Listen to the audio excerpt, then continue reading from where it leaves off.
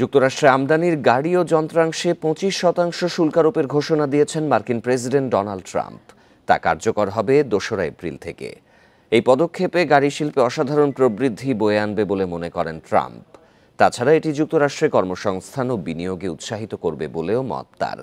তবে বিশ্লেষকরা বলছেন, এই পদক্ষেপে যুক্তরাষ্ট্রে উল্লেখযোগ্য গাড়ি উৎপাদন সাময়িকভাবে বন্ধ হয়ে যাবে, দাম বাড়বে এবং মিত্রদের সাথে সম্পর্কে টানাপোড়েন দেখা দেবে। এই ঈদে জামা জুতো অ্যাক্সেসরিজের ডিসকাউন্ট। গত বছর যুক্তরাষ্ট্র প্রায় 80 লাখ গাড়ি আমদানি করেছে। দেশটিতে গাড়ি রপ্তানিতে শীর্ষে রয়েছে মেক্সিকো। এরপরের স্থানে রয়েছে দক্ষিণ কোরিয়া, জাপান, কানাডা ও জার্মানি।